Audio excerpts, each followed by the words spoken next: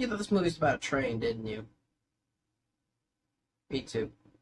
I just assumed because of the title. I mean, this is why, like, not only are trailers accepted nowadays, the titles are getting hard to understand.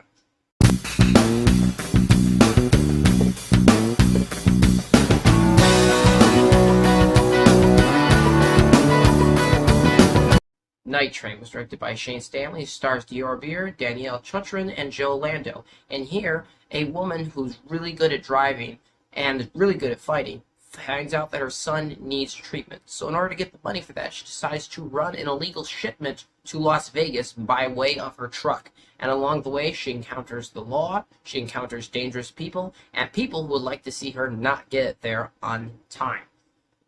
I know this movie does not have a lot of publicity going around it right now. I feel like it's kind of gone under radar. The only reason I know about it is because Joe Lando is in it, and I know him from Dr. Quick Medicine Woman, so I was, just wanting to go check out the movie. And I have to say, for a low-budget action film coming out in January, a time where so far I've had to put out a lot of negative or lukewarm reviews, I was more pleasantly surprised by this movie. I have to say, Night Train was a good, fun romp. While it is corny, and while it is really like something we've seen 100 times before, where someone's like, oh, we need the money to pay for this, and then, they go, and there's the cop is like, I'm gonna get you. We've seen that all before. But I really love the fact they put I'd say 3 different twists on it. Twist number 1 being the fact that the majority of this movie is shot while moving and only in just completely abandoned locations. There's nothing to really look at this movie, and I love that. 2, the isolation in this movie is fantastic. 3, and most importantly, I love that this is a very female-centric movie. The lead is a lady, the cop trying to get her is a lady. So it's a different dynamic than we usually see, because we are used to seeing the 2 guys go at it. But these 2 actresses do a fairly good job at really getting this down right and getting the conflict down. Now, their performances, I'd say, are a little overdone. Most of this feels almost like an ABC show, I could say, this is what I compare it to. It's kind of lower budget and a little overdone, and the acting isn't perfect in here. But it's entertaining for me. I really enjoyed this film, because for me, movies don't have to be perfectly acted and perfectly shot and well directed if I can really just enjoy myself with it, like I did with this one. So for me, this is a great film.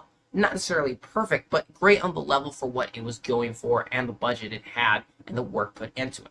And I'd say a lot of the road sequences are really, really good. I will say the first act of the movie was extremely corny and cheesy and almost a little cringe for me. I did not like that, but when they got into the heart of the action, I liked it very much. I loved the tension that was in it, and the fact they got so much in this PG-13 movie is really great. The time and pacing here is also well done. It really just moves along nicely. My issues come from cinematography is meh. Choreography cannot always be the best for stunts. The direction is really good, but mainly, like I said, the cheese, the corniness can take me out of it. As much as it didn't bother me, there were times that it was taking me out. It didn't feel as realistic, and events in here don't always feel the most natural. And it was a little predictable. So, this was back and forth for me, but leaning more towards the side of I was impressed, and I liked it for what they had to work with. I'm not saying this is the best action movie of the year, or even a good action movie. I'm saying for what it is entertaining and hit a lot of solid notes for me. It really delivered. And the movie looks pretty nice while doing all this, and the character is someone that she's kind of a trip, but in a way you root for her because you get why she's doing this, and she's kind of got a cockiness to her, and I like that. I like she's confident here, and she's like, I'm going to do it, and when I do it, I'm going to do it better than you thought I could. It's a really cool kind of thing. It's a little old, but it still works so well in here because of the way it's written. Now, sometimes, like I said, it does fall apart, but largely, I think it does a pretty good job. Again, it's kind of, like I said, compared to like an ABC show. That's about the level I'd say this is at. But it's so entertaining for me as an action fan. It's not great. It's just a lot of fun. So I would say if you got some free time, you can go check it out. It's not really like anything that's going to like burn time out of your life. It's a little under 90 minutes. And it's fairly exciting and good if you just want some pastime. If you're wanting like some serious action, it's probably not for you then. But I had a good enough time. I'm going to give Night Train a 6 out of 10. Thank you guys so much for watching. I appreciate you, and I will see you all next time.